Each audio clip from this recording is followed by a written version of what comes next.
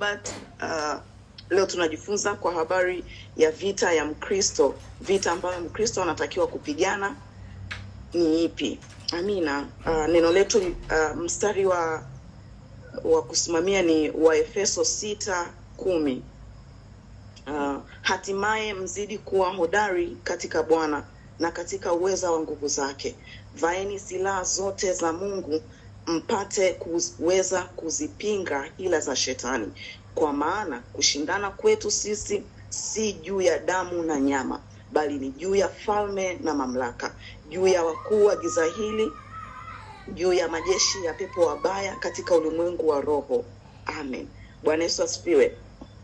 Anasema hatimaye mzidi kuwa hodari katika Bwana na katika uweza wa nguvu zake. Ina maana kuna namna ambavyo mwana wa Mungu na anatakiwa kuwa hodari katika vile ambavyo Mungu ameviachilia kwa wanawake, wana wa Mungu. Anamaanisha nini anaposema muwe hodari katika Bwana na katika uweza wa nguvu zake? Bwana ameshaachilia principles ambazo zinamuongoza mtoto wake. Kwa mfano anasema samehe mara 7 Anasema tena muombee adui yako, watakie mema wanaokuudhi. Kuna sehemu anaongea anasema kwa kupigwa kwake sisi tumepona. Kuna maneno ambayo kama mwana wa Mungu unatakiwa kuyajua ili uweze kuishi maisha yaliyo ya hodari na kuweza maisha ya uhodari katika uweza na nguvu za Mungu. Hizi nguvu za Mungu na uweza wake unatokana na wewe kujua umepewa nini kwenye maisha haya ili uweze kutembea, ili uweze kuishi maisha yaliyo ya ushindi. Anasema vaeni silaha zote za Mungu mpate kuweza kupinga hila za shetani. Shetani hana nguvu ila ana hila. Mungu ndo mwenye nguvu. Anasema he's the father of all spirit. Tena ni Mungu Baba mwenye nguvu zote na mamlaka yote. Shetani hana nguvu ila anaiga vile vya Mungu kwa kubatilisha au kwa Kiingereza witchcraft ni uchawi. Yani in the sense ya witchcraft ni ile anapotosha kile cha kweli kisiwe, ni kama anafanya manipulation. Kwa hiyo anasema vaeni silaha zote za Mungu mpate kuweza kuzipinga hila za shetani. Kitu anachokifanya shetani ni hila, anaziachilia. Kwa hiyo kile cha kweli anakibadilisha, wewe unaenda kwenye uongo badala ya kusimamia kweli. Anasema kwa maana kushindana kwetu si juu ya damu na nyama. Ina maana kuna watu ambao it's okay for them kushindana kwenye damu na nyama, lakini wana wa Mungu au watu waliookoka vita yao haiko kwenye damu na nyama. Vita ya damu ni vita ambayo ni ya kimwili. Anaongelea kwa mfano umeamka asubuhi, jirani yako amekuvutia mdomo na wewe unasema kwa sababu hajanisemesha kwani nini? Kwani ananilisha? Hizo sio vita za wewe kupigana. Ndugu anainuka kinyume na wewe unasema na mimi naanza, au watu wanakusema vibaya na wewe unasema na mimi naanza kusema mambo yao. Hizo sio vita za Mkristo. Lakini tunaona kwamba kuna vita za mwilini, lakini sisi tunaambiwa vita zetu sio za mwilini. Lakini anasema vita zetu ni zipi? Bali ni juu ya falme na mamlaka, juu ya wakuu wa giza hili, juu ya majeshi ya pepo wabaya katika ulimwengu wa roho. Anaposema juu ya falme na mamlaka, tunajua Mungu wetu ni Mungu mfalme wa wafalme. Anasema ni Mungu mwenye mamlaka yote.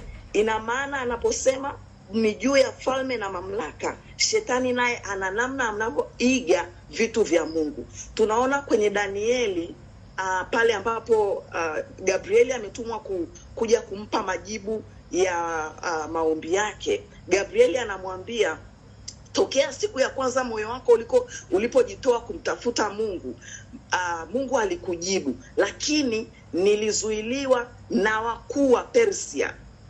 Na ina maana hao wakuu ni wafalme ambazo zilikuwa zimesimama katika anga la Persia likizuia mambo ya wana wa Mungu yasipite.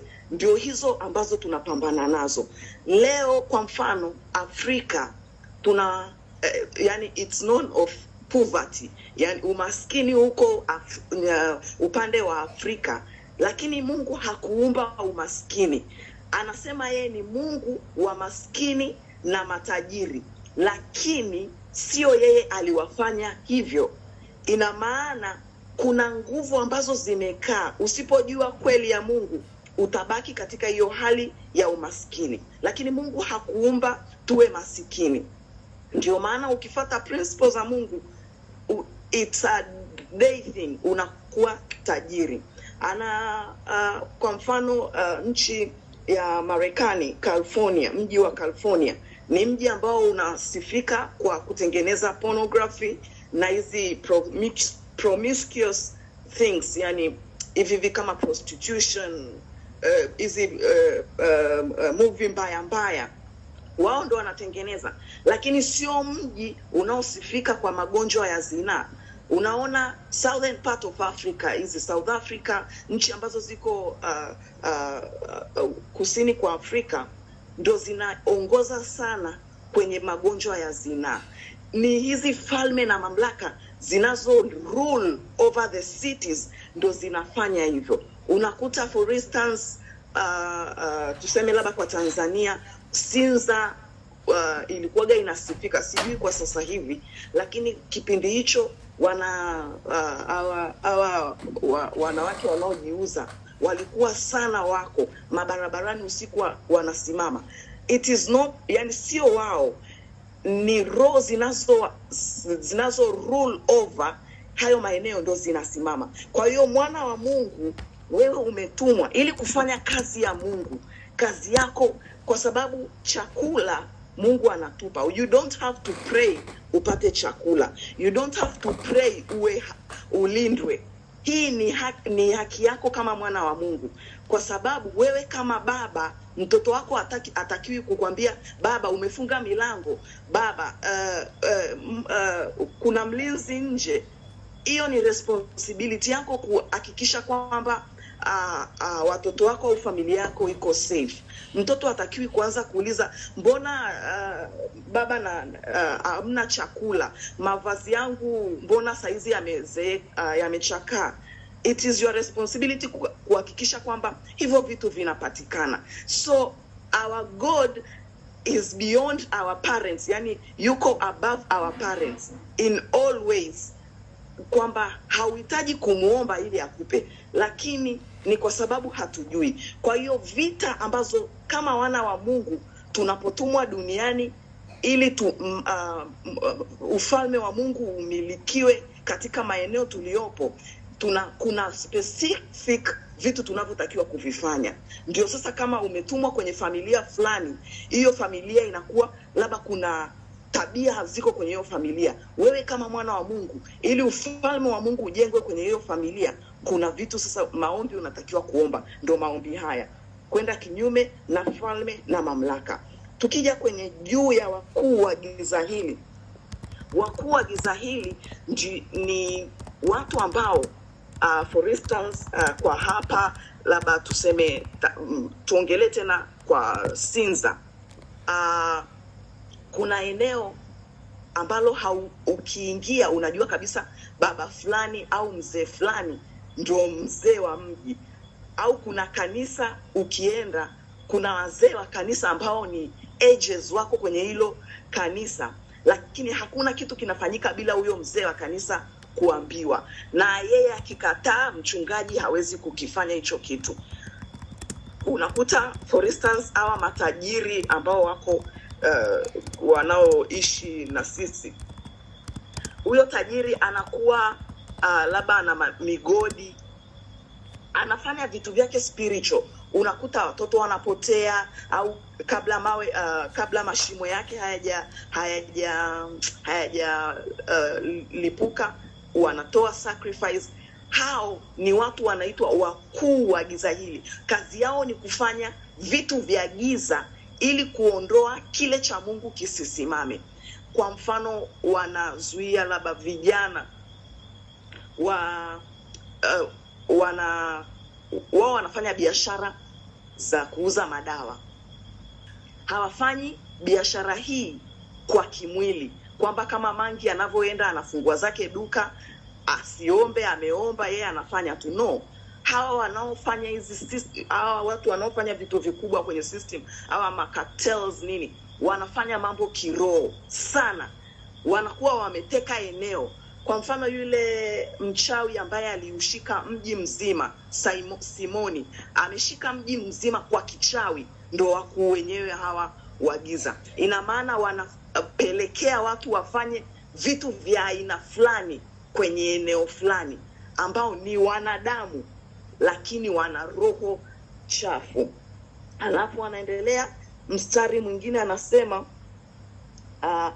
juu ya wakuu wa giza hili, juu ya majeshi ya pepo wabaya, juu ya majeshi ya pepo wabaya. Haya majeshi ya pepo wabaya mara nyingi ndio yanasumbua sana wana wa Mungu, kwa sababu ukiangalia kwenye falme na mamlaka, ukisimama vizuri na Mungu, hizi falme na mamlaka haziwezi zikadili na wewe, kwa sababu wewe unakuwa chini ya ufalme na mamlaka ya Mungu. Lakini haya majeshi ya pepo wabaya ni roho zinazoachiliwa kuwazuia wana wa Mungu wasiishi yale maisha makamilifu kama Mkristo. Unakuta ni Mkristo ameokoka, lakini ni mbea, ni mnafiki, ana roho mbaya, ana chuki, sio mwepesi wa kusamehe. Ni hizi roho za majeshi ya pepo wabaya ndo anatumwa kuifanya hii kazi. Unakuta kanisani watu wanaenda kusali, lakini mtu anafika kanisani, yeye ni collect information. Anaona labda leo mama fulani kavaa nguo mpya, aanze kuongelea, labda mtoto wa mama fulani kafanya hivi, aanze kusambaza hiyo habari, labda mchungaji kafanya hivi, aanze kuongea. Yani hizo roho ni kuweka weakness ndani ya mioyo ya wana wa Mungu ambao tayari wameokoka, lakini hizi weakness zinakuwa kama stronghold. Tukisoma Wakorintho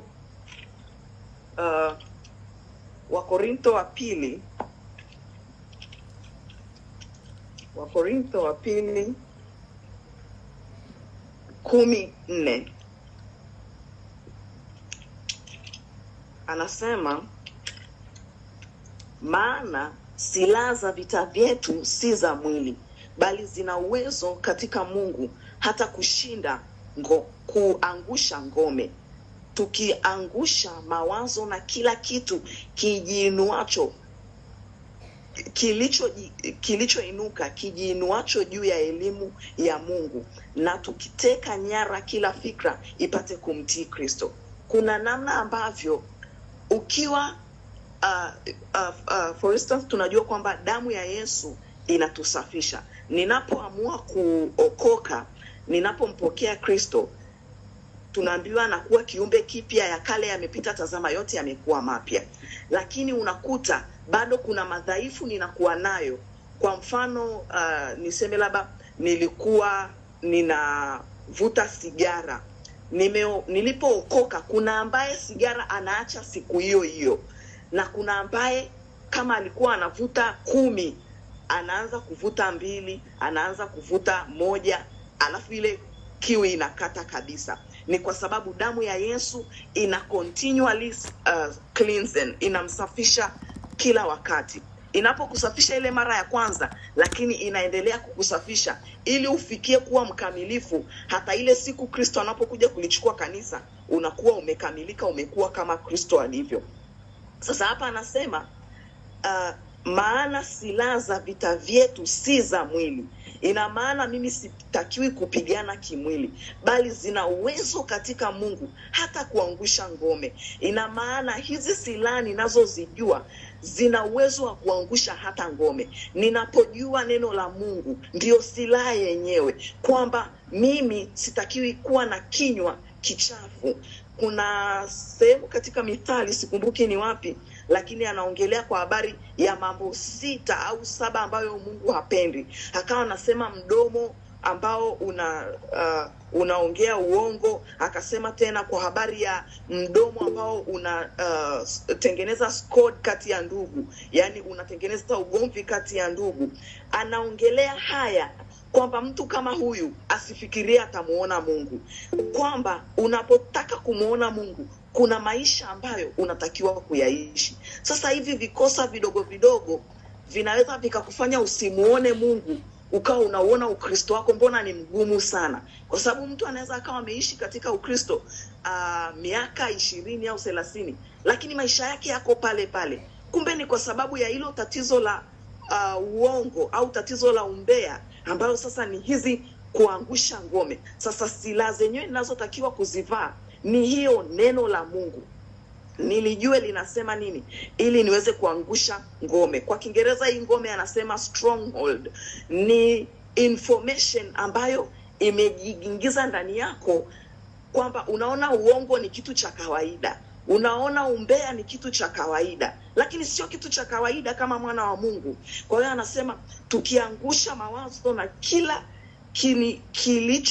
kilichoinuka kijiinuacho juu ya elimu ya Mungu, na kuteka nyara kila fikra. Kuna namna ambavyo Yesu hakuja duniani akiwa na fikra yani kuna fikra ambazo aliamua kuziendea, kuziishi, kuzisikiliza. Ndio maana anasema sifanyi chochote isipokuwa nimesikia Baba yangu amesema. Ni kwa nini? Kwa sababu fikra zake zilikuwa zinataka kutimilisha kile Mungu anasema.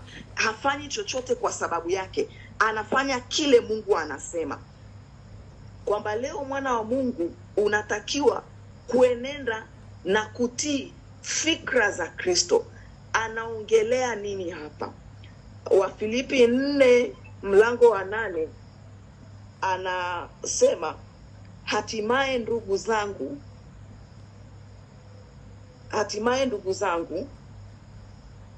mambo yoyote yaliyo ya kweli, yoyote yaliyo staha, yoyote yaliyo ya haki, yoyote yaliyo safi, yoyote yenye kupendeza, yoyote yenye sifa njema, ukiwepo wema wowote, ikiwepo sifa nzuri yoyote, yatafakarini haya.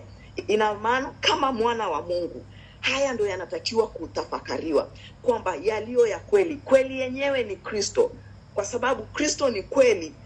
Unataka any truth, you should seek Christ. Kristo ndo ana kweli. Unataka kujua ukweli, ni Kristo ndo ana hiyo kweli. Psychology au wanadamu wana wisdom yao, lakini the true wisdom is the wisdom of God. Kwa hiyo mimi kama mwana wa Mungu nimeletewa taarifa ya mtu, nimeletewa maneno ya mtu. Je, ni kweli? Kwa sababu kwenye neno lolote wakiwa watu wawili, kila mmoja ana ukweli wake. Huyu anajihesabia mimi ndo niko sahihi kwenye hili kosa, mimi niko sahihi kwenye, kila mmoja ana upande wake wa kuona mambo yake. Lakini mwenye kweli katika kuleta hukumu katika watu wawili ni Mungu, ndo mwenye kweli. Kwa hiyo mtu anaweza akakuletea ujumbe au taarifa za mtu, lakini hana kweli, hana ukweli wa hilo jambo. Yeye anaweza akawa anaona ni kosa limefanyika, lakini hana ukweli wa mambo yote. Kwa hiyo unaambiwa utafakari kweli yaliyo staha, yenye kusitiri, yani ya haki. Je, ninaloliongea kweli lina haki? Lina staha? Ninamsitiri huyu mtu au ninamwanika? Yana sifa? Haya ninayoyaongea yana sifa njema?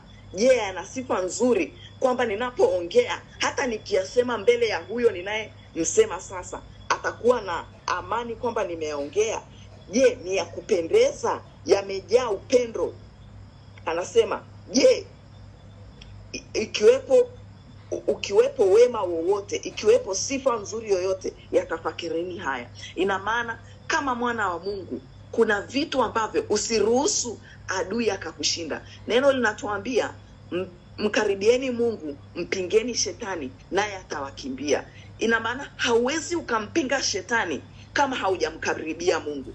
Kumkaribia kwenyewe Mungu ndio huko ambako tunalisikiliza, tunajifunza neno, tunakutana hivi kwenye ibada, unazidi kujifunza, ndiko unakoendelea kumkaribia Mungu. The more unamkaribia Mungu, ndo the more unajitenga na hila hizi za shetani. Hizi stronghold anazoziachilia juu ya watu, wanaona ni maisha ya kawaida. Kwani ni nini? Mbona kwani inamuumiza mtu yoyote? Kwani ina effect na kwa mtu yoyote? No. Kitu ambacho Mungu ameshasema sio halali kufanyika, usikihalalishe kwa sababu watu wengine wanakihalalisha na hawaoni madhara. Wewe kwa sababu uko kwenye jamii na familia nyingine ya Mungu, unapaswa kuenenda na namna ufalme wa Mungu unaenenda. Tunaona kwenye Mathayo 16:17 inaongelea pale Yesu anamwambia Petro, mwili na damu havikukufunulia haya.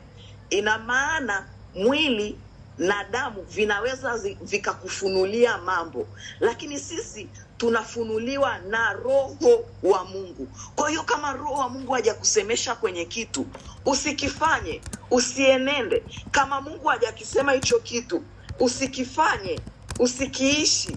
Ishi kile ambacho Mungu anakitaka. Fanya kile ambacho Mungu anaona sahihi wewe kukifanya. Tumalizie kwenye Wakolosai 2:14. Wakolosai 2:14. Neno linasema, akiisha kuifuta ile hati iliyoandikwa ya kutushitaki kwa hukumu zake, iliyokuwa na uadui kwetu, akaiondoa isiwepo tena, akaigongomea msalabani, akiisha kuzivua enzi na mamlaka na kuzifanya kuwa mkogo kwa ujasiri, akizishangilia katika msalaba huo.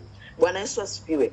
Anaongelea ushindi tulioupata Kristo alipo kufa pale msalabani, alipokuwa msalabani. Anasema akiisha kuzivua enzi na mamlaka. Tunachojua ni kwamba shetani alikuwa anajisifia ana nguvu na uwezo, ana mamlaka kwa sababu ya kile Adamu alichokifanya pale Eden, Garden of Eden. Lakini tunajua Kristo alipokufa, eneo la kwanza alilolifika, alifika kuzimu. Alipofika akamnyang'anya funguo shetani, ndio mamlaka yenyewe. Alipomnyang'anya, akawahubiria wale watu wa zamani, wakina Ibrahimu, wakina nani waliokuwa paradiso, akawahubiria. Walipokubali, walipoamini, wakaokolewa, wakafufuka. Tunaambiwa watu walionekana, makaburi yalifunguka, wakaonekana. Katika kuonekana kwao, kitu tunachokiona hapa ni kwamba enzi ambazo ni falme na mamlaka zilimnyang'anywa nguvu zake. Kwa hiyo leo mwana wa Mungu una mamlaka na una nguvu za kumshinda adui. Kitu adui anachofanya, anapindisha ukweli. Hila, anakuja na hila. Kwa hiyo unapojua kwamba hii ni hila ya adui, una uwezo wa kumshinda adui. Amen. Tuombe. Mungu Baba, Mfalme mtakatifu, nalibariki na kuliinua jina lako na kutukuza kwa uaminifu wako, kwa wema na rehema zako. Asante Roho Mtakatifu kwa ajili ya neno hili, likaishi na kuzaa matunda katika mioyo yetu na maisha yetu, kwa utukufu wa jina lako. Amen.